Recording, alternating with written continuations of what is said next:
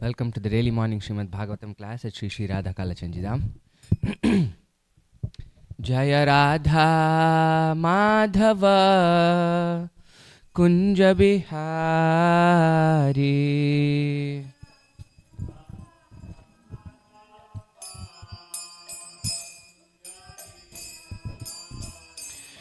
Jaya Radha Madhava Kunja Bihari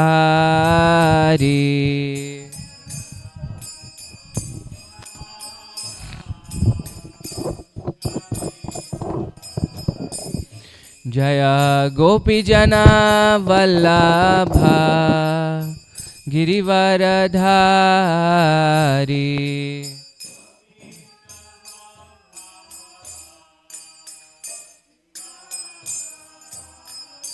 Jaya Gopi Jana Vallabha Girivaradhari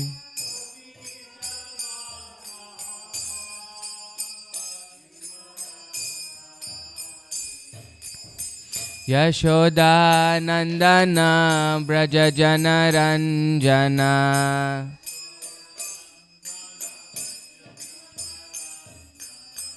Yashoda Nandana Braja Jana Ranjana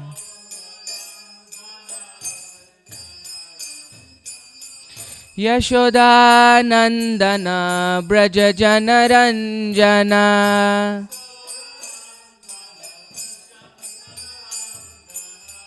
Yamuna Tira Vanachari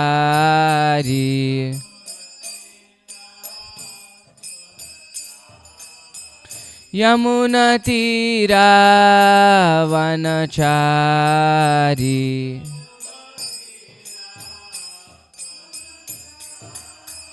Jaya Radha Madhava Kunja Bihari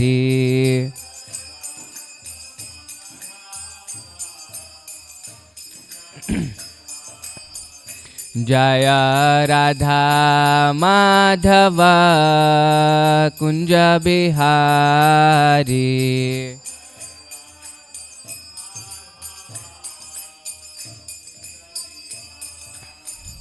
Jaya Gopi Jana Vallabha Girivaradhari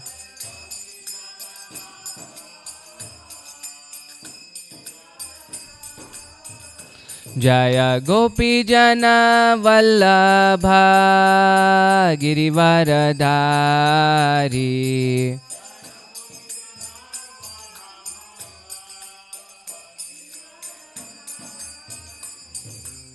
Yashoda Nandana Braja Jana Ranjana Yashoda Nandana Braja Jana Ranjana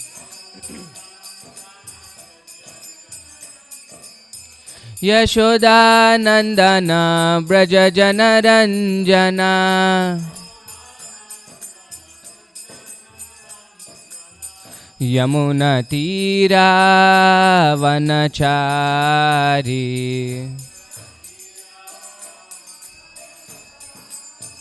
Yamuna Tira Vanachari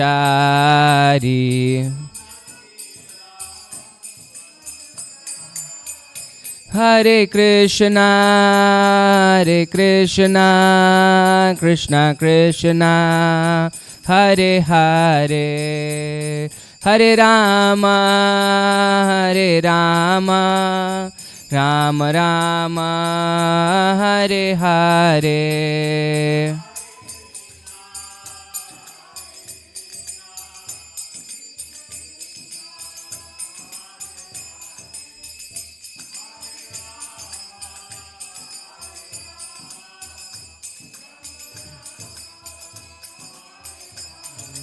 Hare Krishna Krishna Krishna Hare Hare Hare Rama, Hare Rama, Rama Rama, Hare Hare.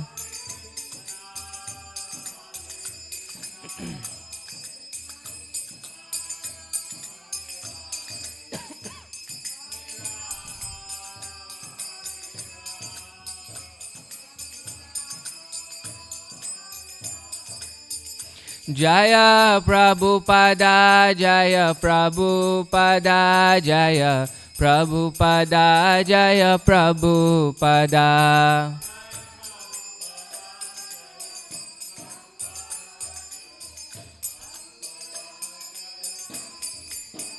Jaya Jaya Prabhupada, Prabhupada, Prabhupada, Jaya Jaya Prabhupada.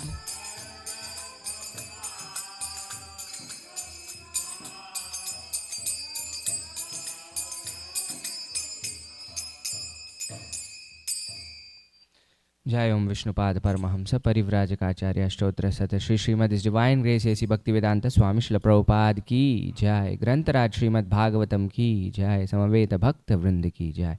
Nitai Gaur Premanande Hari. All glories to the assembled devotees. All glories to the assembled devotees. All glories to the assembled devotees. All glories, all glories, all glories to Shri Shri Guru and Shri Gauranga. All glories to Srila Prabhupada.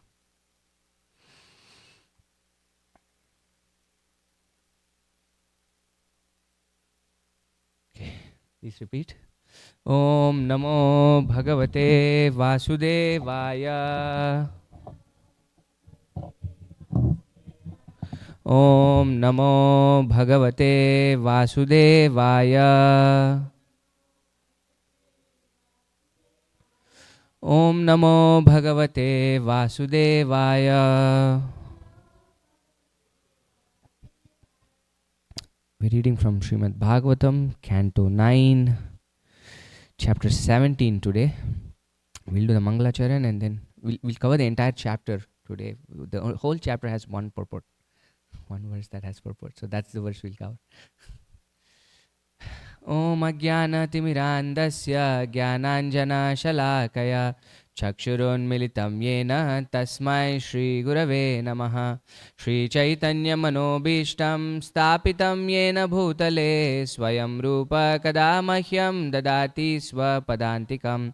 Vandeham Shri Guru Shri Yuta Padakamalam Shri Gurun Vaishnavamsha Shri Rupam Sagrajatam Sahagana Raghunathanvitam Tam Sajivam Sadvaitam Savadutam Parijana Sahitam Krishna Chaitanya Devam Shri Radha Krishna Padan Sahagana Lalita Shri Vishakan Vitamsha. He Krishna Karuna Sindhu Dinabandho Jagatpate Gopesha Gopika Kanta Radha Kanta Namostute. Tapta Kanchana Gaurangi Radhe Vrindavaneshwari Vrishabhanu Sute Devi Pranamami Hari Priye. Vancha Kalpatarubhyascha Kripa Sindhubhya Evacha Patitanam Pavanebhyo Vaishnavebhyo Namo Namaha. Jaya Shri Krishna Chaitanya Prabhu Nityananda Shri Advaita Gadadhara Shri Vasadi Gaura Bhakta Vrinda. Hare Krishna Krishna Krishna Hare Hare. Hare Rama Rama Rama Hare Hare. Namo Vishnupadaya Krishna Preshtaya Bhutale Srimate Bhaktivedanta Swaminiti Namine. Namaste Saraswate Deve Gauravani Pracharine Nirvisesha Shunyavadi Paschatya Deshatarine. I don't know. I think we should directly read the text instead of the beginning portion. We can start reading translation because it's the same thing. Because there is not much purport, the beginning part is also describing the same thing. So it's 17 verses, so we can each take like 2 verses each and then go around.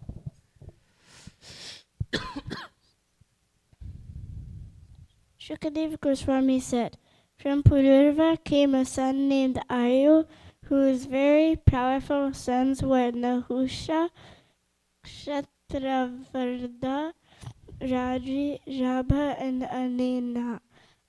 O Maharaj Parikshit, now hear about the dynasty of Kshatravaradha. Kshatravaradha's son was Suhotra, who had 3 sons, named Kashya, Grusha, and Gritsmadha. From Gritsmadha came Shunaka, and from him came Sharanaka, the great saint and the best of those conversant with the Rig Veda. I don't know. Could be. The son of Kashya was Kashi, and his son was Rashtra, the father of Dirgatama. Dirgatama had a son named Dhanvantari, who was the inaugurator of the medical science and an incarnation of Lord Vasudeva, the enjoyer of the results of sacrifices. One who remembers the name of Dhanvantari can be released from all disease. So have we heard of Dhanvantari before? Where? The pot. Yeah. So this is the same incarnation of the Lord. The son of Dhanvantari was Ketuman, and his son was Bhimaratha. The son of Bhimaratha was Divodasa, and the son of Divodasa was Dyuman, also known as Pratardana. Text 6. Dyuman was also known as Shatrujit, Vatsa, Ritadhvaja, and Kuvalayashva. From him, Dyuman. He had 4 names basically. Oh, okay. This Yeah. one person was called by these 4 names. From him were born Alarka and other sons.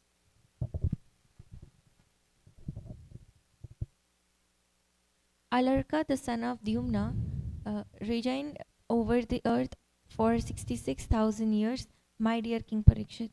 No one other than him has reigned over the earth for so long as a young man. 66,000 years. From Alarka came a son named Shantati, and his son was Sunita. The son of Sunita was Niketana. The son of Niketana was Dharmaketu, and son of Dharmaketu was Satyaketu. O King Parikshit, from Satyaketu came a son named Drishtaketu, and from Drishtaketu came Sukumara, the emperor of the entire world. From Sukumara came a son named Vitihotra, from Vitihotra Bharga, and from Bharga Bhargabhumi. O Maharaj Parikshit, all of these kings were descendants of Kashi, and they could also be called descendants of Kshatravaradha. The son of Rabba was Rabasa. From Rabasa came Gambira, and from Gambira came a son named Akriya. The son of Akriya was known as Brahmavit, O king. Now hear about the descendants of Anena. From Anena came a son named Shuddha, and from his son was Shuchi. The son of Shuchi was Dharmasarathi, also known as Chitrakrit. From Chitrakrit was born a son named Shantaraja, a self-realized soul who performed all kinds of Vedic ritualistic ceremonies and therefore did not beget any progeny. The sons of Raji were 500, all very powerful.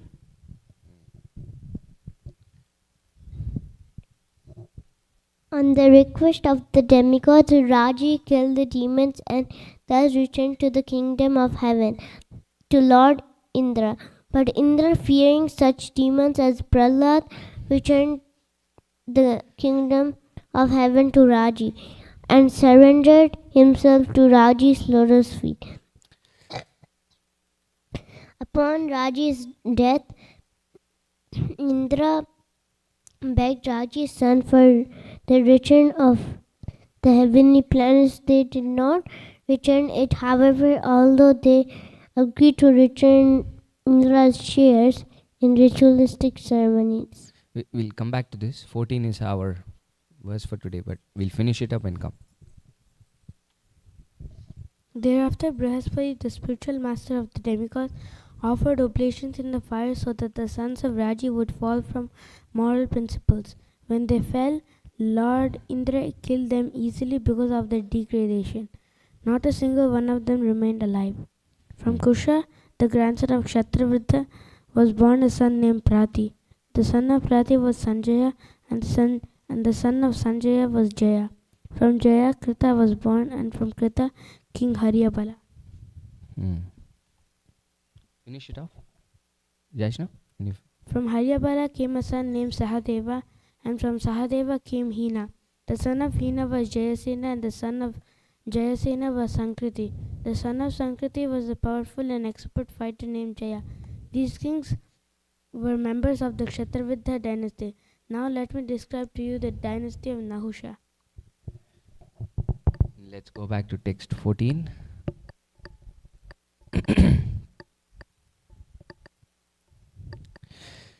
Sanskrit. Pitaryuparate putra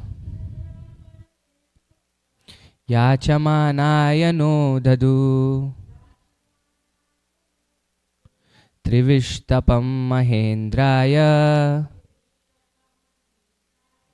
yajna bhagan samadhadu. Pitaryuparate putra yachamanaya no dhadu trivishtapam mahendraya yajna bhagan samadhadu. Please chant.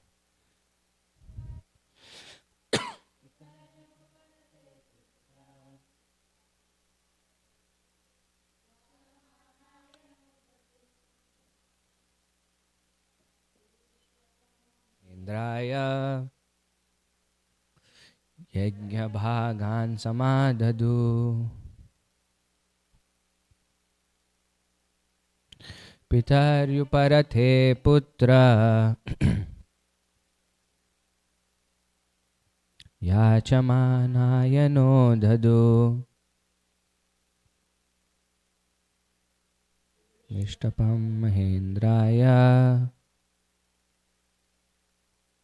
yajna bhagan samadhadu. Translation and purport by His Divine Grace A.C. Bhaktivedanta Swami Srila Prabhupada. Srila Prabhupada ki jai. This is the word for word. Pitari, when their father. Uparate, passed away. Putra, the sons.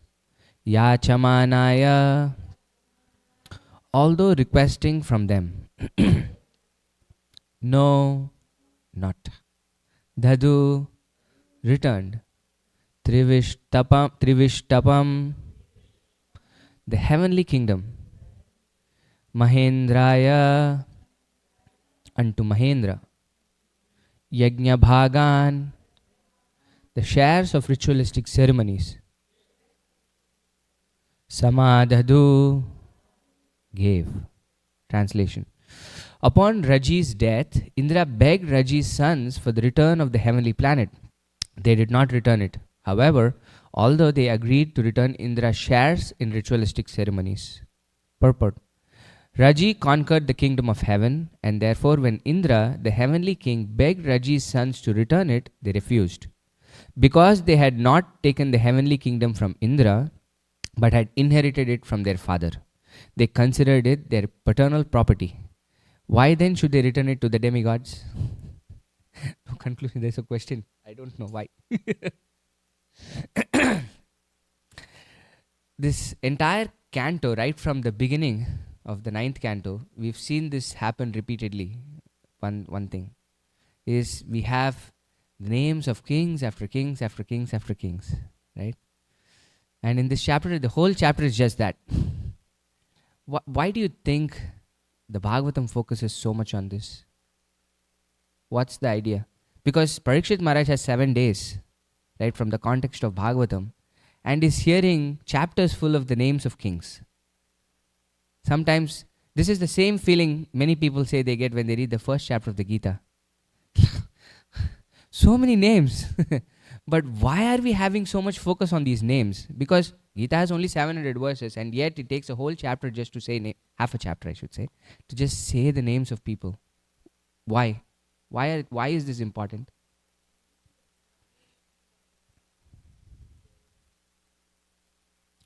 Yes. One thing is, it establishes history, right?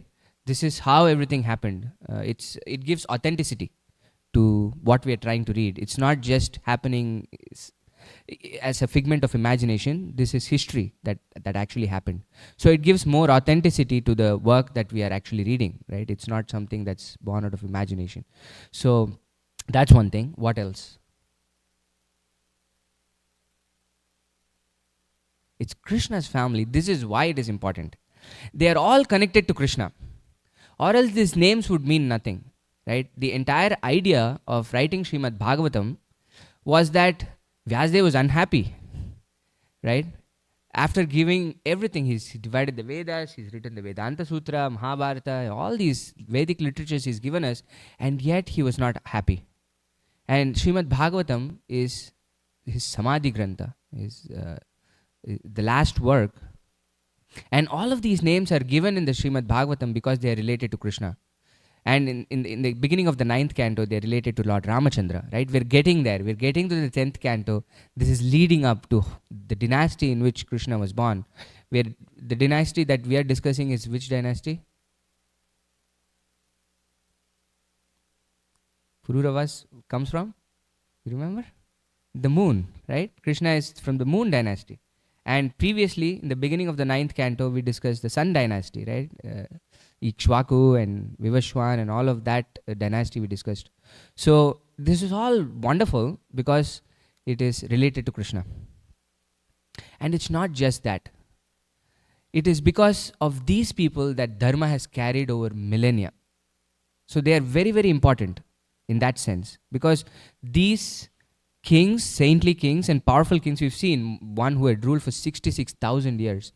And one who was the emperor of the entire world, right? These people that we read are no ordinary people. For us, it might be just like names, 50 names that we're reading one after another, but it spans many, many yugas, right? We are reading the history of the 7th Manu, Vaivashvata Manu, the Manu that currently rules. And these kings were saintly kings. This is what Krishna says, right? Evam parampara praptam imam raja rishayo viduhu. This is how parampara continues.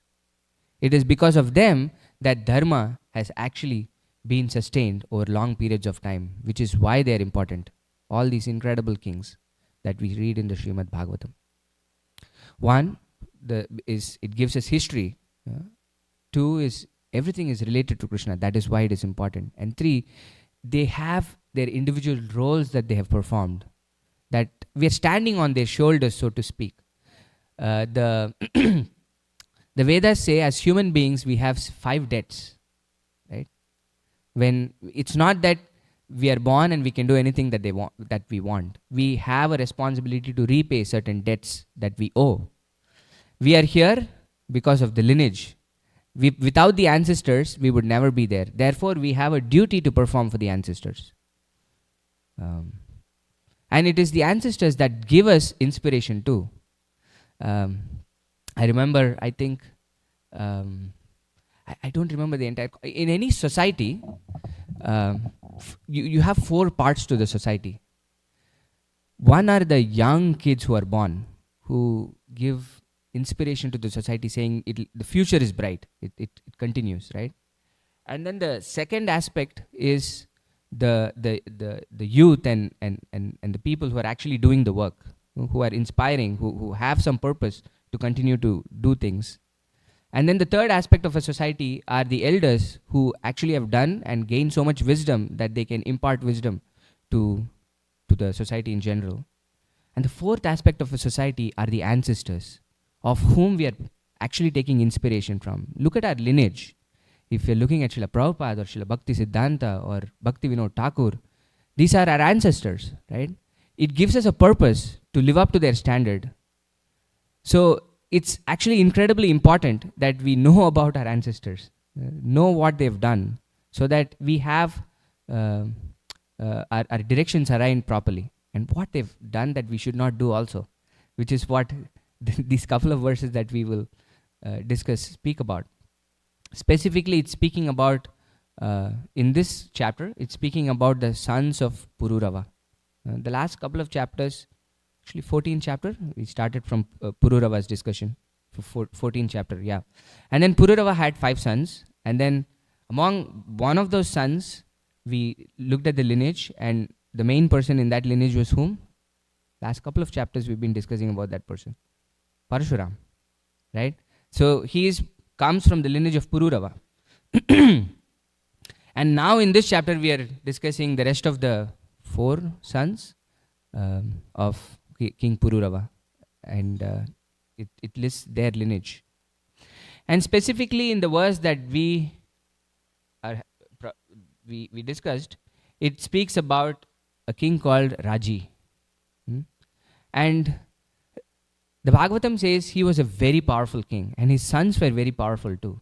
That Indra asked for his help to fight the demons. This often happens, you see, that sometimes the kings can be more powerful than the demigods. That the demigods take help from the kings. And how this happens is a result of their pious activities. This is why Indra is often very insecure, because his position can be taken up by anybody. Right? We saw Prithu Maharaj do 100 horse sacrifices, Ashwamedha Yajna, and the Indra would come and disturb him in the last sacrifice. He didn't want him to complete it, because if he had completed it, he would have accrued enough pious credit so that he can take up his kingdom. And it was the same with another person in the Bhagavatam also, who was trying to do 100 horse sacrifices. Maybe I forget. But this is the point, is that Prithu I said, I don't know some other person, but I forget. Anyway, is that this is why the demigods are very insecure, because they are devotees of the Lord, but they want to enjoy. Right? They are there in that position because they have that propensity to be the masters and lords. And so Krishna says, okay, but it doesn't come cheap. You have to perform enough pious credits for you to go there, because you are responsible for a lot of people. The demigods are responsible for a lot of people. So therefore, if you have enough pious credits, then you get to be the demigod. So in this case, they are always anxious about keeping their position, because the heavenly planets give a lot of enjoyment. What we try to enjoy here, like when we see the pigs enjoy, we think like, what kind of an enjoyment is this? Right? When the demigods see human beings enjoy, that's what they think. Like, what is this? So gross. The level of enjoyment that we can experience in the heavenly kingdoms is incredible. So therefore, they're so attached to that aspect, and they can't just let go. So they do anything to keep their position. So in this case, he took the help of King Raji, and then he defeated the demons, it says. But then he still was not secure about their victory. So he said, Raji, you're very powerful. You please rule, because Prahlad Maharaj is there. Kings, he was fearing kings like Prahlad Maharaj. This is, I think, in text 13, he says. He thus returned the kingdom of heaven to Lord Indra, but Indra, fearing such demons as Prahlad, returned the kingdom of heaven to Raji and surrendered himself at Raji's lotus feet. Why do you think Indra was fearing Prahlad? Is there a mic? Yeah. Prahlad? Okay, but Vishnu is also, Indra is also conducive, right? He was fearful of Lord Nrsingadev. That's why he was fearful of Prahlad. Is that? Prahlad had the direct protection of Lord Nrsingadev, and he knew that he was very intimately connected to Lord Vishnu. So why would that create fear in him? Because he's in a superior position. Prahlad is in a superior position. Correct. This is exactly why. Prahlad Maharaj, although a devotee, from Prahlad Maharaj's perspective, he doesn't want the heavenly kingdoms. We can clearly see it in his prayers, right? When Nrsingadev asks him, What do you want, Prahlad? He says, don't make it transactional. I didn't do all of this so that you can give me what I want. Don't even ask me. He gets offended actually when Nrsimhadev asks that question to him. But then he says, no, I'm giving it to you out of love. It's not that I'm giving it to you because you've done so many things. I want to give you because that's what I wish. So from Prahlad Maharaj's perspective, that's not what he wants at all. And yet Indra is fearful of him because he is superior. At any moment, his position can be taken by Prahlad. If Prahlad Maharaj wants, this is what happened with his grandson, right? Who was his grandson? Bali Maharaj. He overtook the kingdom of Indra, right? Bali Maharaj was the other person I was thinking of, right? He was also doing so many of these sacrifices. So the demigods are always fearful of how their position can be taken away because they're so attached to that position.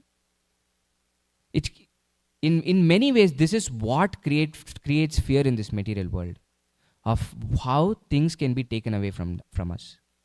And know for sure that things will be taken away from us. If we don't have this understanding, we will constantly be in fear. This is why it's very problematic. Most people in this world do not know that this world is temporary. And things will not stay with us permanently. This is why Krishna says, again, Tulsi Sakhi Mataji would say, this is my favorite verse. This is why Krishna says, if we are attached to the object of the senses, we will end up with anger and frustration and lose our intelligence and be bewildered and go into this whole cycle. Dhyayato vishayan pumsa sangasteshu pajayate sangat sanjayate kama kama krodho bijayate krodat bhavati sammoha sammohat smriti vibhrama smriti bhrimshat buddhi nashat pranashyati, Krishna says. And all of this starts from this, that we start meditating our senses on the object of the senses. And Krishna says it will always result in anger and frustration. And in this case, it's a lot of fear also. Because, think about it, the way we get anger is very straightforward, right? We're trying to look at the object of the sense and we want to get it. The straightforward way why we might become angry is because we didn't get it. We're trying to really get something, but we don't get it, so we get frustrated and angry. But Krishna doesn't just give a caveat in this verse that you will get angry only when you don't get it. Krishna basically has a blanket statement here saying, if you have attachment of your senses on the object of your senses, you will get problems. Which means even if you get it, you will become angry and you will become frustrated. Why do you think so? Any ideas? Can you pass the mic to Manjari Gopika Mata? Because you'll be possessive of it, that somebody else might want it or try to take it away, or eventually it might not be enough. You want to grow whatever it is that you have. Exactly. The first thing is, it may not have met your expectations, right? You're thinking about it for such a long time and you finally get it, it's disappointing. Or you have it and after some time it really is not, you want something more. It's not really satisfying you. Therefore you're angry, you're frustrated because you've thought so much about it, put so much time and effort into getting it. And the other thing is, you like it, but it might be taken away from you. You're satisfied. You tried to put your effort into it, you got what you wanted, but somebody might take it away from you. Even if somebody doesn't take it away from you, time will take it away from you. Which is what we see in this lineage, right? All these kings are just footnotes. And yet they were incredible kings. 66,000 years. Try ruling the entire earth for 66,000 years. I mean, having governments for 4 years is difficult now. We have to have government shutdowns and do so many things, right? Try ruling for 66,000 years, not one country, but the entire earth, within so many kingdoms in each of the places, right? And these are not ordinary people. And yet, when we read, we just going through their names. And many people, we might not even know their names in history. So time is a very, very powerful factor. It can actually take everything away from us. If we don't know it, then we are always in constant fear. Just like how Indra is always constantly in fear of who will usurp my kingdom. who will come and attack me next? This is always there. And people in this world will do it. Because the entire principle in this world that we live in is I want to enjoy. It doesn't matter how I enjoy. I can basically kill another person. I can do anything to another person, but I want what I want. This is the nature of, there is no morality, so to speak. Because people don't know what dharma is, what their duty is, what right actions are, what wrong actions are. This is why it is very problematic. And in this case, you can see, although King Indra gave the kingdom to Raji, his sons thought it was our kingdom because it's my father's. My father ruled over it. It is my property. That's why when Indra came to ask them for the kingdom, they said, no, we're not going to give it to you. But at least they were kind enough to say, we'll give you at least the results of the sacrifices. Because this is how the entire universe functions, right? Krishna says, this is how between the cooperation of the human beings and the demigods, entire the cycle of the rain and flourishing happens in this world that we live in. And this is how the demigods are sustained, is when we offer things in sacrifice, each of them get a part of that sacrifice. If they don't get it, they lose their power. This is what was happening when Hiranyakashipu was there, because they were not getting the sacrifices. First thing was he was stopping everything, right? He was not allowing sacrifices to happen. And even when people were trying to do it, he was taking everything. He was not giving the share of the sacrifice to everybody. And the demigods were so weak, they couldn't do anything about it. So the demigods depend on this. So at least the sons were kind enough to say, okay, you can have your part of the sacrifice, but we are not giving you the kingdom. So although they were very powerful kings, the Bhagavatam says in the previous verse, King Raji had, 500 powerful kings, 500 powerful sons, I think it says. Or the verse before. I forgot it. Yeah. It says they were very powerful. This is an adjective that the Srimad Bhagavatam uses, that they were very powerful. And the main power comes not by muscle. How do we get the power? The main power that we get is by actually following dharma, by doing the right thing.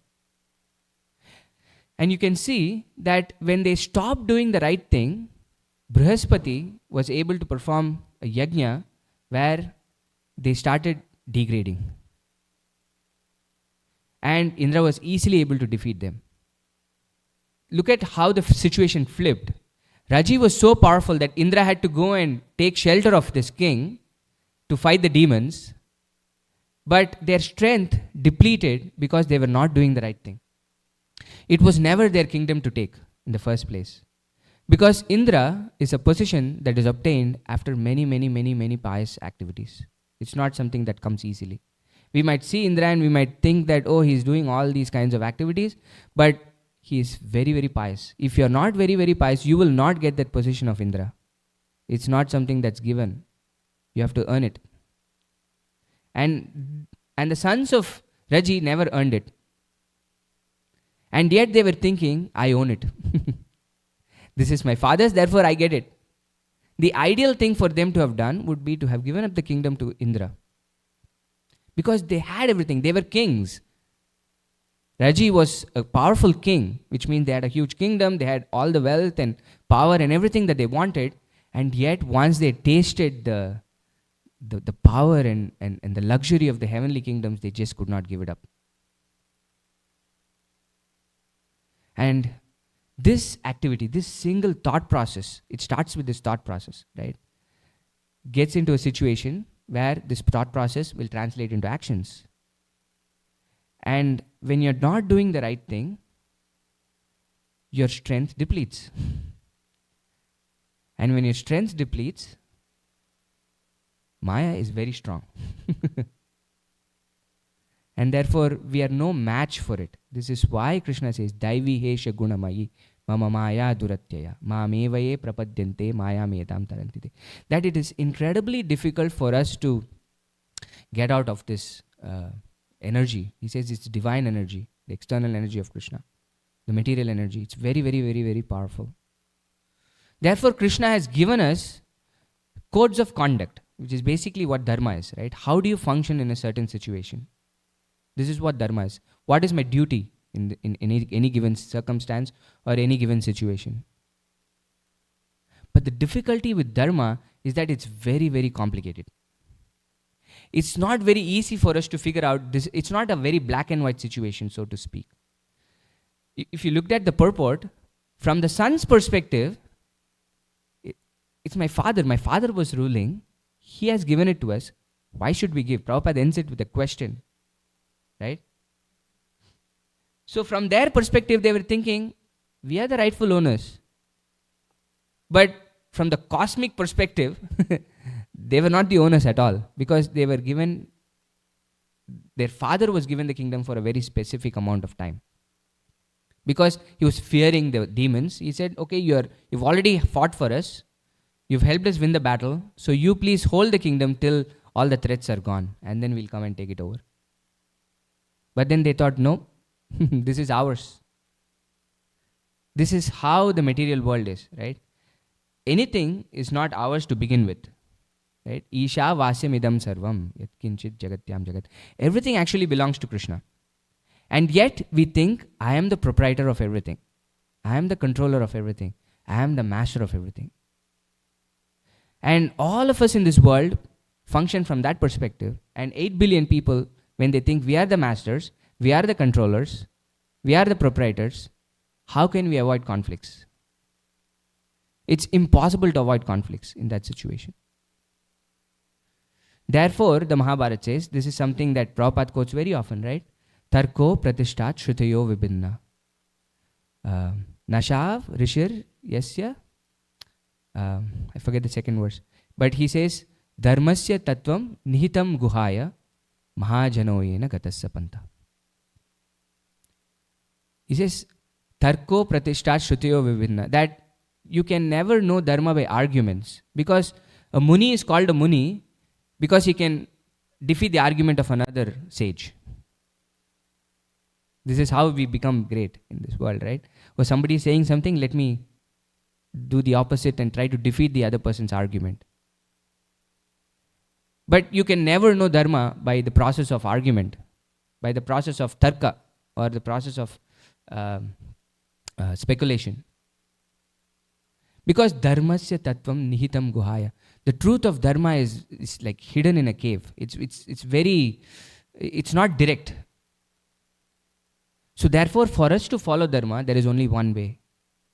Mahajanoyena gatasya panta. We just follow in the footsteps of great devotees. This is our only saving grace in this world. Because if we try to figure out dharma on our own, it's impossible. This is Krishna's final conclusion in the dharma, in the Gita also, right? Arjuna, I've told you about several kinds of duties or dharma.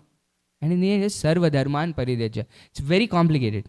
Mam ekam sharanam vraja. You please surrender to me. Aham tva sarva papebhyo mokshayishyami masucha. I'll take care of you, Arjuna. Which is the only reasonable way for us to exit this world. Because in the material world, dharma will always collide with another dharma. Because one will always supersede the other. And it is context sensitive. It is not a one size. We are not built to be masters. We are actually built to be servants. This is our nature. We are happiest when we serve.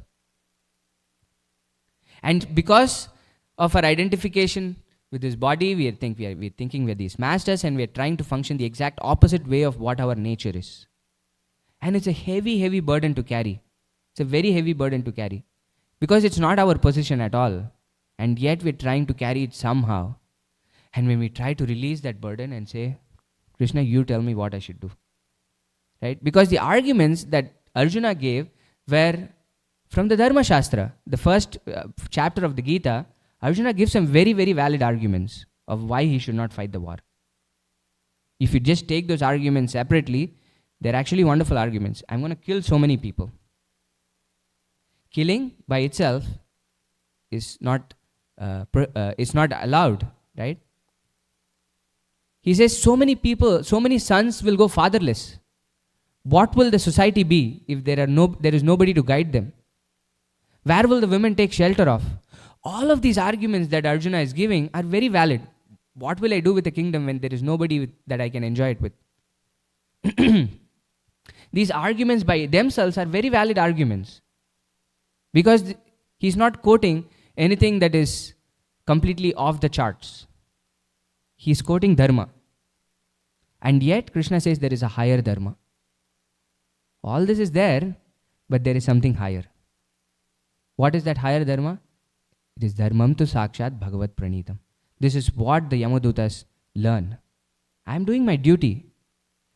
Right? This Ajamila is a horrible person. We have come to take him, but yet you have these 4 people who come and tell us we cannot perform our duty, and in fact are chastising us. How does this work? They're bewildered when they go to Yamaraj. Therefore, dharma is very, very difficult. That is why Yamaraj says, dharmam tu sakshat bhagavat pranitam. This is a famous verse in the conversation between Yamaraj and the Yamadutas. That, my dear sons, you might think I am great, but there is somebody greater than me.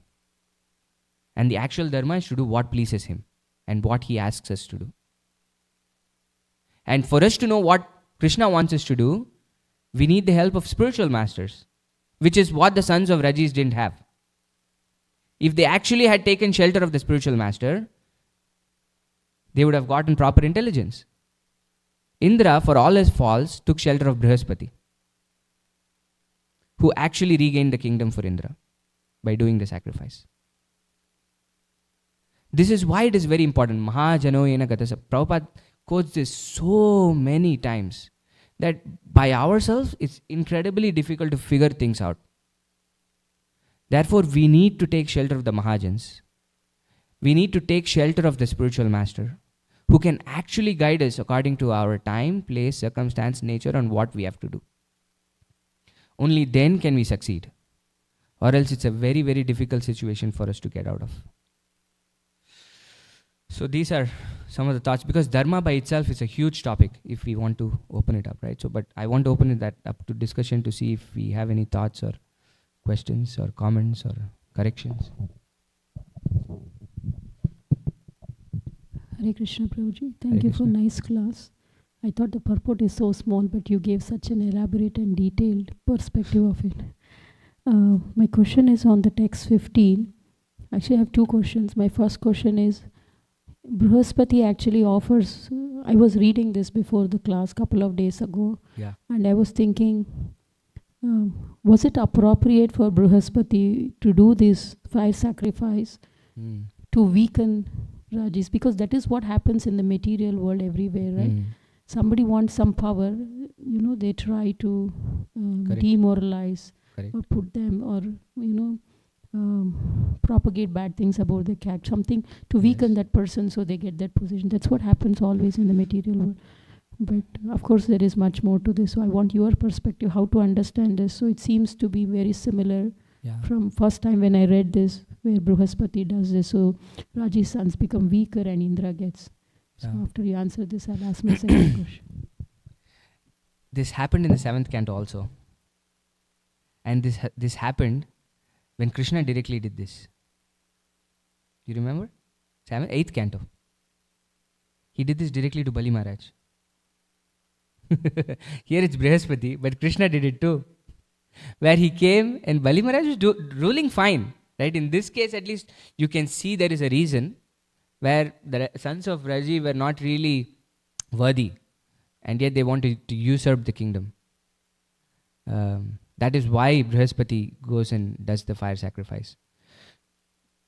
But Krishna does it also to Bali Maharaj, who was actually ruling pretty well. Everybody was happy. But there is a cosmic order that Krishna has put in place. This is the point. That Krishna has said, Indra, you are responsible for this. Right? Nobody else can come and take it up by force. Which is what Bali Maharaj was trying to do. Which is what the sons of Raji were trying to do. And therefore Krishna intervenes. This is why he comes, actually. One of the reasons he gives for why he incarnates is what? Paritranaya sadhuna, vinashaya dushkrita, dharma samsthapanataya. To re-establish dharma. This is one of the most important things for Krishna. Because dharma in this world is what sustains. Dharmo rakshita. Those who perform dharma, dharma protects them. How it protects them? Because implemented by Krishna. It's a system given by Krishna.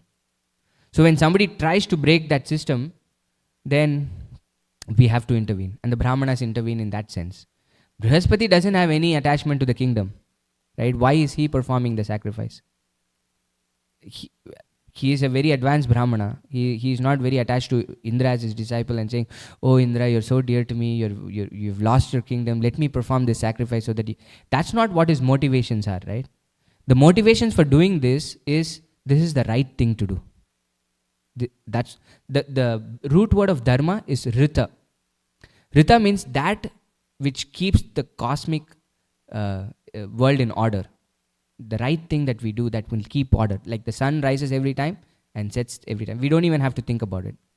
The sun is following its dharma. The moon is following its dharma. And every single living entity is following its dharma except human beings. Because as human beings, we have a choice whether to follow dharma or not follow dharma. We are the only species in the 8,400,000 species that actually get this choice. Where the cow doesn't have a choice, the dog doesn't have a choice, the sun doesn't have a choice, the moon doesn't have a choice. It has to rise in the east, set in the west at a specific time. But for human beings, Krishna has given us free will. So we have to follow dharma. And when we don't follow dharma, Krishna intervenes or the Brahmanas intervene. Like in the case of Vena also. Right? The Brahmanas were not really interested in the kingdom. The Brahmanas were not trying to reduce the power of Vena by killing him. He was just cruel. He was not following dharma. So they had to... This is also a duty of the Brahmanas, right? To lead the society in the right way. If they didn't do it, they would actually fall from their dharma. Yeah. My second question was, you mentioned that to be an Indra, somebody has to be very pious. But we know the history of Indra, pastimes of Indra, where he was not really very pious. Of course, we can also think it was orchestrated by Krishna to teach us a lesson that even somebody at very high position can have all this problem. But he said, can you add any other perspective? Like, he was not such an exalted, pious person to take the post of Indra because of all the actions he did. So, can you elaborate? So it is said, so Indra is a post, right? Different people come and occupy that post. And it is said that I think Bali Maharaj will be the next Indra. Right? So is Bali Maharaj pious? We don't know the snapshot. What we are seeing is a snapshot in time. We don't know the history of what all that person did for them to actually occupy the post of Indra. That's one thing. Right? We are not given that history. But we at least know from scriptures that it's not something that anybody can just come and occupy. You have to do a lot of pious deeds for you to come and occupy that seat. That's one thing. And the other thing it demonstrates is when you are in close contact with Dhanam, Janam and Sundari. What it can do. This is why Mahaprabhu says, right? Na Dhanam, na Janam, na Sundarim, Kavitam va Jagadisha Kamaye, Mama Janmani Janmanishware, Bhavatad Bhaktir Ahaituki. Ahaituki Bhakti is saying, I don't want anything. This is why we are trying to follow the path of Ahaituki Bhakti. We don't want anything else from you, Krishna. All I want is you. So when you come in contact, however pious you might be, they influence you because they are still within the modes of material nature, right? When somebody is enjoying so many riches, so many women and so many followers, it has an effect on you. You cannot escape that unless you have incredible shelter. Right? This is why Haridas Thakur was able to sustain it. Whereas Indra falls. But that's the nature of his position. And Krishna recognizes it. I have given you a duty. You're trying to serve me. Okay, but because of the circumstances in which you're serving, there are chances that you will fall. But that's okay. You've done something wonderful for you to come here. You still go and perform your duty, Krishna says, right? After he tried to kill the Vrajavasis. Krishna still says it's okay. You go and continue doing. Don't do something erratic like this again. So Krishna doesn't really fault him for it. Yeah. Anything else?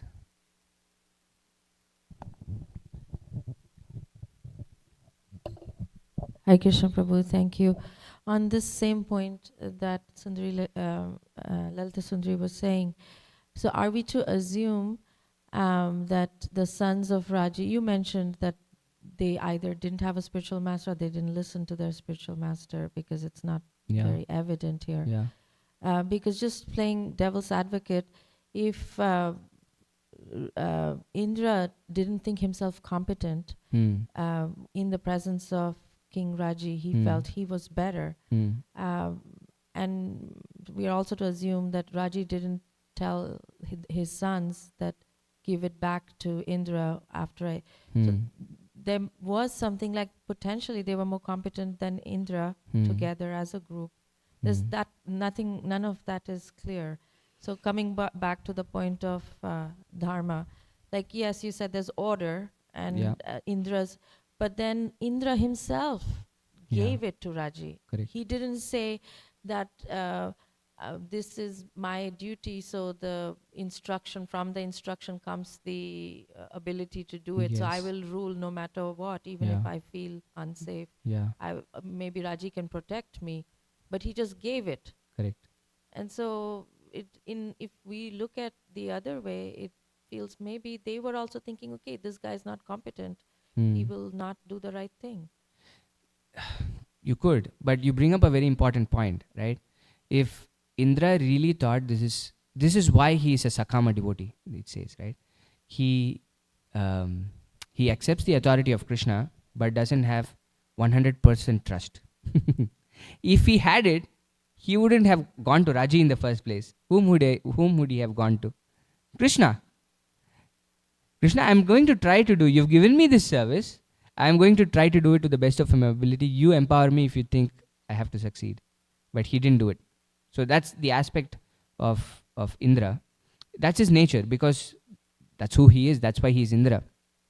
He gave it to Raji, but it is very evident that it is not theirs to take. Because this is not the first time that this happens, right? We've, I think, read about Katwanga, right? He was helping the demigods fight, and then they said, tell me whatever you want, and then we will, and they say you have very few moments to live, and he immediately leaves everything and starts thinking about Krishna. 9th canto, I think. We have many instances like this before, where people cooperate against adharmic influences. There is a cooperation that happens between people on earth and the demigods, but everybody knows that just because I've done this doesn't mean I am the owner of that spot. Everybody is very clear on that, because there is no ambiguity in that this is heavenly kingdom, is the kingdom of Indra. I might give it to you, but it's still mine. Based on whatever I think, I cannot speculate on what Indra's thought process could be, but for whatever reason, he thought that it might be appropriate for Raji to have it and be under his shelter.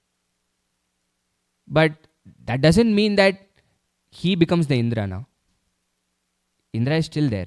Indra is still Indra.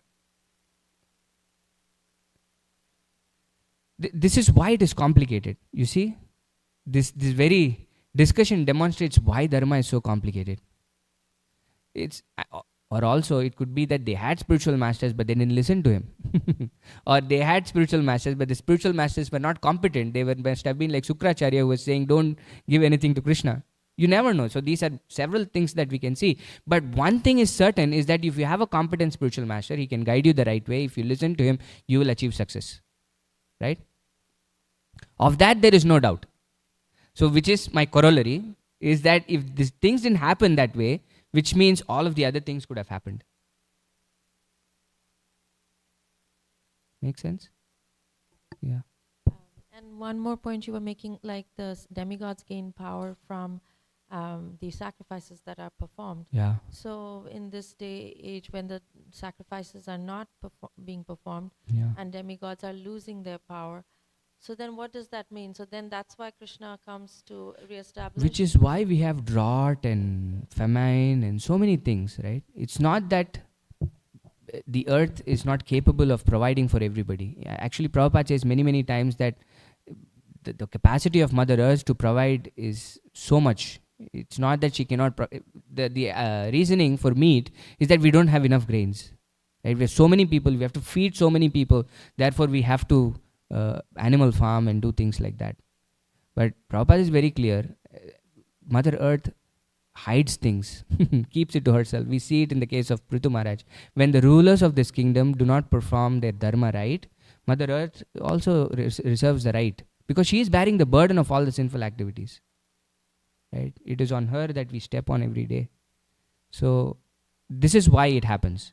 And this is why Sankirtan is very, very important. The sacrifice of the age. Right? Harinam Sankirtan is the yajna of this age. So when devotees perform Sankirtan yajna, it has a tremendous effect. We might not like visibly see it in many ways, but it has a tremendous effect. Which is why it is incumbent upon devotees to perform Sankirtan. If we don't do it, then whatever little left off also might go away. Which is what will happen at the end of Kali Yuga. But at least for the next 10,000 years, Prabhupada said, we can have a period where we can perform devotional service, even in Kali Yuga. Any more questions, comments, reflections? Okay.